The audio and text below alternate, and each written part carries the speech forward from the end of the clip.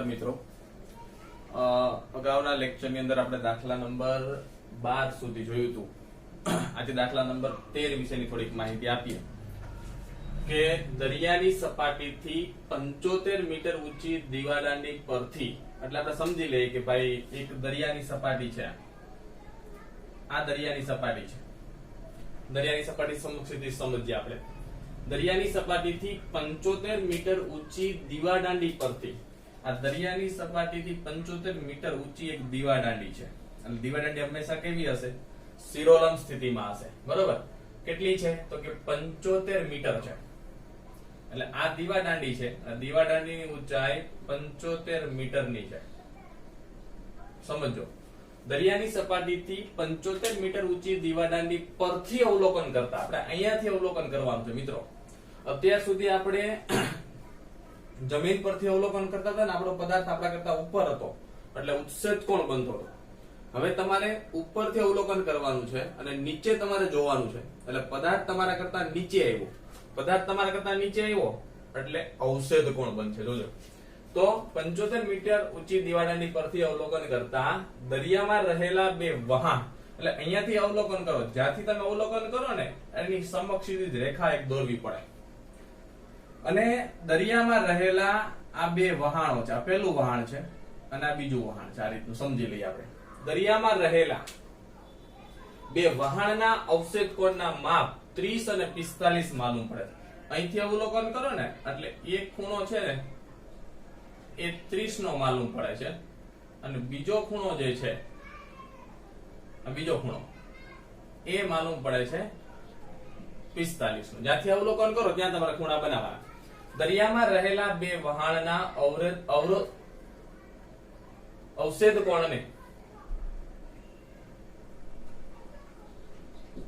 કોણના માપ 30 અને 45 માલુમ પડે છે.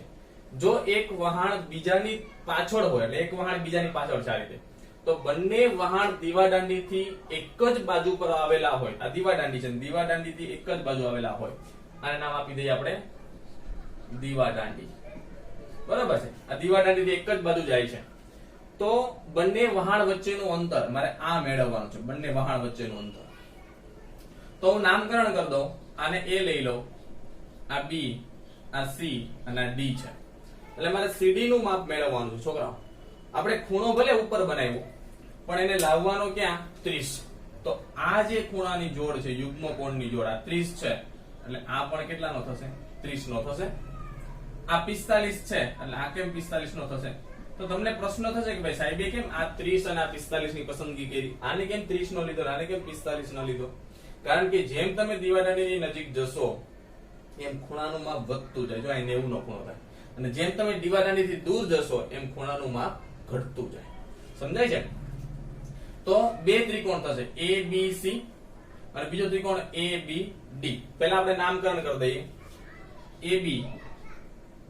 AB એ દીવાદાંડીની ઊંચાઈ છે.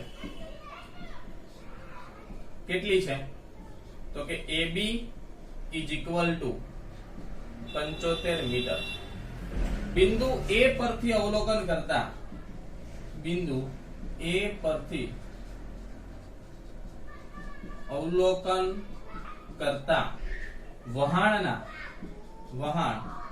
D અને C ના અવષેદ કોણ 30 અને 30° અને 45° માલુમ પડે છે. તો જોજો, આને આપણે નામ આપી દઈએ કોઈ કિરણ X છે. તો ખૂણો, માપ ખૂણો XAD બરાબર 30 બરાબર માપ ખૂણો ADB. તો 30 ને પણ લાવવાનો ક્યાં? આપણે નીચે ગણતરી કરવા માટે. XAC માપ ખૂણો XAC બરાબર 45 નો ઇઝ ઇક્વલ ટુ માપ ખૂણો ACB. ખ્યાલ આવ્યો? હવે આપણે વારાફરતી બંને ત્રિકોણની પસંદગી કરશું એટલે ખ્યાલ આવશે. તો પહેલો ત્રિકોણ લઈ લો ABC. મારે CD નું માપ મેળવવું છોકરાઓ. તો આખું માપ BD માંથી હું BC ને બાદ કરી દઉં એટલે મને CD નું માપ મળી જશે. ઓકે, તો ત્રિકોણ એ બી સી માં માપ ખૂણો બી બરાબર 90, તો tan 45 બરાબર tan નું સૂત્ર સામેની બાજુના છેદમાં પાસેની બાજુ AB ના છેદમાં BC. tan 45 કેટલો છે 1, AB કેટલો 75 છેદમાં BC, તો BC ગુણાકારમાં જશે, BC બરાબર 75 મીટર. એટલે મને BC નું માપ મળી ગયું. જો તો મેં તમને કીધું હતું જ્યારે પણ કાટકોણ ત્રિકોણની અંદર એક ખૂણાનું માપ 45 નું હોય તો સામેનો ખૂણો પણ કેટલાનો થાય 45 નો. એટલે બે ખૂણાઓની જોડ સમાન થાય એટલે આ બે બાજુઓના માપ પણ કેવા થશે સમાન. AB BC. તો AB 75 નો છે તો BC પણ કેટલાનો થશે 75 નો થશે. બીજો ત્રિકોણ લઈ લઈ મોટો ABD, કાટકોણ ત્રિકોણ જ લેવાના છે, ખાસ સમજો. ત્રિકોણ ABD માં માપ ખૂણો B બરાબર 90, તો tan 30 બરાબર સામેની બાજુ AB અને tan 30 ની પાસેની બાજુ છોકરાઓ કઈ આખી BD આવશે હો, ખાલી CD નથી લેવાનું. BD આખો કાટકોણ ત્રિકોણ તમારે વિચારવાનો છે. ABD તો tan 30 બરાબર સામેની બાજુ AB ના છેદમાં પાસેની બાજુ BD. છોકરાઓ tan 30 નું માપ 1 ના છેદમાં વર્ગમૂળમાં 3. AB કેટલો છે તો કે 75 છેદમાં BD. BD ગુણાકારમાં જાય, વર્ગમૂળ 3 પેલી બાજુ ક્રોસ ગુણાકાર થશે, તો BD બરાબર 75 વર્ગમૂળ 3 મીટર. આ BD મને મળી ગયું. જો BD ગુણાકારમાં જશે, વર્ગમૂળ 3 પેલી બાજુ જશે, 75 વર્ગમૂળ 3 બરાબર. હવે આખા માપ BD માંથી આખું માપ CD એટલે અથવા DC વહાણે કાપેલું અંતર, તો આખું માપ BD માંથી કેટલું બાદ કરવાનું તો કે BC બાદ કરવાનું. તો BD કેટલો આવ્યું છે 75 વર્ગમૂળ 3, BC કેટલો છે 75, સામાન્ય કેટલો નીકળશે 75 વર્ગમૂળ 3 -1 મીટર. વહાણે કાપેલું અંતર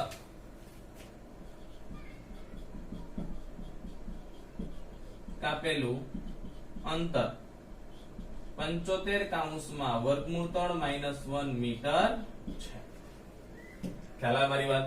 બંને દાખલાઓ એના જેવા જ છે. દાખલા નંબર 14 પણ એના જેવો છે. ફરી એકવાર મારી વાત સમજજો કે દરિયાની સપાટી એટલે આપણે સમસ્થિતિ જ લઈ લઈએ. અત્યાર સુધીના 12 દાખલા સુધી ઉત્સેદ કોણ ભણ્યા હતા. 13મા દાખલામાં આપણે અવક્ષેદ કોણની વાત કરવાની હતી. ઉત્સેદ કોણ એટલે પદાર્થ તમારા કરતા ઉપર. મેં તમને ઉદાહરણ આપ્યું હતું, ધારો તમે થાંભલાની સામે ઊભા છો ને તમારે થાંભલાની ટોચને જોવી છે તો તમારે ઉપર જોવું પડશે. એટલે તમારી આંખમાંથી નીકળતું દ્રષ્ટિ કિરણ અને સમક્ષિતિજ કિરણ, આ બંને વચ્ચેના યોગ ગણથી જે બનતો ખૂણો હતો એ કયો હતો તો કે ઉત્સેદ કોણ હતો. હવે તમે ધાબા પર ઊભા છો, તમારે નીચે ચાલી જતી કોઈ વ્યક્તિને જોવી છે તો પદાર્થ તમારા કરતા નીચે જ છો, પણ સમક્ષિતિજ કિરણ એક અને દ્રષ્ટિ કિરણના યોગ ગણથી પાછો જે ખૂણો બન્યો તેને કહેવાય અવક્ષેદ કોણ. અવક્ષેદ કોણમાં પદાર્થ તમારા કરતા નીચે હોય, તમે જેને જોવાના છો એ તમારા કરતા નીચે હશે. તો દરિયાની સપાટીને મેં સમક્ષિતિજ લઈ લીધી. દરિયાની સપાટીથી એક દીવાદાંડી 75 મીટર જેટલી ઊંચી છે અને દીવાદાંડી પરથી જ્યાંથી શબ્દ આવે ત્યાંથી અવલોકન કરવાનું. દાખલામાં થી શબ્દ દીવાદાંડી પરથી અવલોકન કરતા, એટલે અહીંથી તમે અવલોકન કરો ને દરિયામાં રહેલા બે વહાણ એટલે પદાર્થ તમારા કરતા નીચે છો, એટલે ખૂણો બનશે ઉપર પણ તમારે લાવવાનો ક્યાં નીચે. ખ્યાલ આવે દરેકને? તો પરથી અવલોકન કરતા દરિયામાં રહેલા બંને વહાણ દીવાદાંડી તરફ આવે છે એવું આમાં ઉલ્લેખ કરેલો છે. તો આપણે એક પેલું વાહન ને બીજું લઈ લીધું, તો એકનું માપ 30 માલુમ પડે, બીજાનું 45. તો 30 પહેલા લીધો, 45 પછી લીધો. એનું કારણ છે જેમ વહાણ દીવાદાંડી તરફ જશે એમ ખૂણાનું માપ વધતું જાય અને દીવાદાંડીથી વહાણ દૂર જાય એમ ખૂણાનું માપ ઘટતું જાય. એટલે ખાસ સમજો. તો આખું માપ BD માંથી મેં BC ને બાદ કરી દીધું એટલે મને CD મળ્યું જે વહાણે કાપેલું અંતર છે. ઓકે, એના જેવો જ 14મો દાખલો છે. આકૃતિ તમને રકમમાં એટલી આપેલી છે, સમજે. 1.2 મીટર ઊંચાઈ વાળી એક છોકરી, છોકરાઓ 1.2 મીટર ઊંચાઈ વાળી એક છોકરી છે. એટલે આ છોકરી છે એટલી આ ઊંચાઈ વાળી 1.2 મીટરની. ઓકે, ઊંચાઈ વાળી એક છોકરીને જમીનથી, એટલે જમીન છે, જમીનથી કીધું છો, છોકરીની આંખથી નથી કીધું. આ દાખલો થોડોક પેલો છે સમજો. જમીનથી 88.2 મીટર ઊંચાઈ પર રહેલું પવનને કારણે સમક્ષિતિજ રેખામાં ગતિ કરતું એક બલૂન જોવા મળે. છોકરી જોશે ક્યાંથી? એની આંખથી જોશે. એટલે આંખ પરથી નિરીક્ષણ કરે છે એટલે આંખમાંથી નીકળતું કિરણ એ પેલું કેવું કહેવાય? સમક્ષિતિજ કિરણ કહેવાય, પૃથ્વીની સપાટીને સમાંતર. બરોબર? તો છોકરાઓ એટલું આખું અંતર 88 છે, 88.2 એટલું અંતર 1.2 મીટર છે આ જે છે. તો ઉપરનો ટુકડો કેટલાનો વધશે? કોણ કહેશે? 88.2 માંથી 1.2 કાઢી નાખો તો કેટલું વધે? તો કે 87 વધે. કેટલું વધશે? આની આપણે જરૂર પડશે એટલે મેં લખી લીધું અત્યારે. કારણ કે છોકરીની આંખમાંથી નિરીક્ષણ કરે છે ને, છોકરી 1.2 મીટર ની છે, જમીનની સપાટીથી બલૂનની ઊંચાઈ તમને કીધી છે 88.2. તો 88.2 માંથી 1.2 ને તમે બાદ કરો એટલે 87 મીટર આવશે. બરોબર? તો ઉચ્છેદ કોણનું માપ 60 મળે છે. પેલું કેટલું મળે છે ને? તો કે 60 નું મળે છે. એટલે પહેલું બલૂન આ છે અહીંયા. થોડા સમય બાદ બલૂનના ઉચ્છેદ કોણનું માપ 30. સ્વાભાવિક છે, બલૂન આગળ ગતિ કરશે એટલે બીજું બલૂન એકનું એક જ છે, પણ આને આગળ ગતિ કરી છે આ રીતે, આ દિશામાં ગતિ કરે છે, ત્યારે ઉચ્છેદ કોણનું માપ કેટલું માલુમ પડે? તો કે 30. તો આ સમય દરમિયાન બલૂને કાપેલું અંતર, એટલે બલૂને એટલું અંતર કાપ્યું. પેલા અહીંયા હતું પછી અહીંયા ગયું. આપણે નામકરણ જોઈ એટલે ખ્યાલ આવશે. A B C D E F G H. તો આપણે ખાલી ઉપરની જ વાત કરવાની છે. BE જે બલૂને કાપેલું અંતર છે, આ દાખલા જેવું જ છે. પહેલો ત્રિકોણ તમે ABC લેશો એટલે તમને BC મળશે. બીજો ત્રિકોણ DEC લેશો એટલે CE મળશે. આખું માપ C માંથી તમે BC ને બાદ કરો એટલે તમને મળશે B, જે બલૂને કાપેલું અંતર છે. આપણે લખીએ એટલે ખ્યાલ આવશે કે AG અને AG જમીન ઉપર, જમીનની સપાટીથી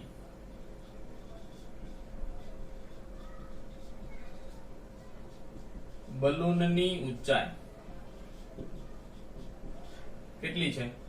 88.2 મીટર છે. એટલે કે AG is equal to DF is equal to 88.2 metre.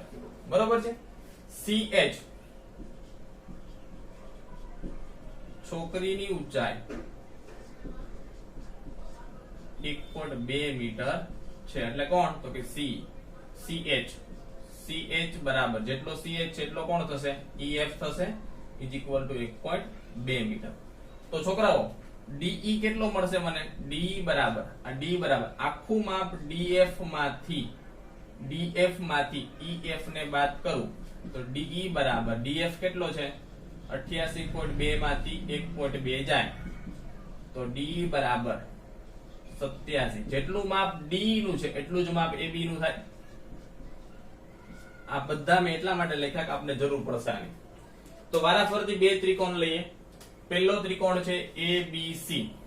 ત્રિકોણ ABC માં માપ ખૂણો B બરાબર 90. આ ખૂણો B કેટલાનો છે? તો કે 90 નો છે. tan 60 બરાબર સામેની બાજુ AB. કાટકોણ ત્રિકોણ જ લેવાની, કાટકોણ ત્રિકોણની સામેની બાજુ અને પાસેની બાજુ જ લેવાની છે. tan 60 બરાબર સામેની બાજુ AB ના છેદમાં BC. છોકરાઓ tan 60 નું માપ કેટલું થશે? tan 60 એટલે વર્ગમૂળ 3. AB કેટલો આપને આપ્યો છે? આ AB 87. તો તમને કેટલો મળશે? BC મળશે. BC ગુણાકારમાં જાય. BC બરાબર 87 ના છેદમાં વર્ગમૂળ 3. આને એમનેમ રહેવા દઈએ, આગળ આપણે BC ની જરૂર નથી. બીજો ત્રિકોણ લેશું, ત્રિકોણ DEC. ત્રિકોણ DEC માં માપ ખૂણો E બરાબર 90. જોજો આ ખૂણો E કેટલાનો છે? 90 નો. તો tan 30 બરાબર સામેની બાજુ D અને પાસેની બાજુ C. tan 30 બરાબર સામેની બાજુ D અને પાસેની બાજુ C. tan 30 નું માપ 1 ના છેદમાં વર્ગમૂળ 3. D તો આપને ખબર છે 87. C આપણે મેળવવાનો છે, ક્રોસ ગુણાકાર થશે. C ગુણાકારમાં વર્ગમૂળ 3 પહેલી બાજુ, c બરાબર 87 વર્ગમૂળ 3. ઓકે, તો આ બે વસ્તુ મળી ગઈ. જો આખું માપ c મળ્યું, bc મળ્યું. આખા માપ c માંથી bc ને બાદ કરો તમને મળશે શું? તો કે be મળશે. be શું છે? તો કે વહાણે કાપેલું અંતર. b બરાબર ce માઈનસ bc. આખું માપ c માંથી હું bc ને બાદ કરું એટલે મને મળશે b. તો c કેટલો? તો કે 87 વર્ગમૂળ 3. bc કેટલો? 87 ના છેદમાં વર્ગમૂળ 3. છોકરાઓ લસા કેટલો આવશે? વર્ગમૂળ 3. જો તમે વર્ગમૂળ 3 ને લસા લીધો તો વર્ગમૂળ 3 ગુણ્યા વર્ગમૂળ 3 થાય અહીંયા. ઓકે, તો 87 ગુણ્યા 3 માઈનસ 87. ખ્યાલ આવ્યો મારી વાત તમને? કે છેદમાં મેં લસા લીધો વર્ગમૂળ 3 નો, તો વર્ગમૂળ 3 એ ગુણાકારમાં જાય ને, તો વર્ગમૂળ 3 ગુણ્યા વર્ગમૂળ 3 તો કે 3. 87 તમને તેમ 87 ગુણ્યા 3 માઈનસ 87. સામાન્ય કેટલો નીકળશે? 87. અહીં કેટલો વધ્યો? 3 માઈનસ 1 છેદમાં વર્ગમૂળ 3. અહીંયા લખીએ આપણે 87 3 માઈનસ 1 એટલે 2 છેદમાં વર્ગમૂળ 3. હવે છોકરાઓ છેદમાં વર્ગમૂળ 3 હોય ને તો એને દૂર કરવાનો, કે અસમય સંખ્યા કહેવાય. તો વર્ગમૂળ 3 છે તો વર્ગમૂળ 3 વડે ગુણવાના અને વર્ગમૂળ 3 વડે ભાગવાના. બરોબર છે? તો છેદમાં વર્ગમૂળ 3 ગુણ્યા વર્ગમૂળ 3 એટલે કેટલો થશે? 3 થાય. બરોબર? 87 ભાગ્યા 3 કરો એટલે કેટલો આવશે? 29 આવશે. 29. 9 તેરી 27 નો સાતડો વધ્યા પડી 2. 3 દુ 6 અને 2 7. ઓકે, ગુણ્યા 2 ગુણ્યા વર્ગમૂળ 3. 29 ગુણ્યા 2 58. તો 58 વર્ગમૂળ 3 મીટર. વહાણે કાપેલું બલૂને કાપેલું અંતર.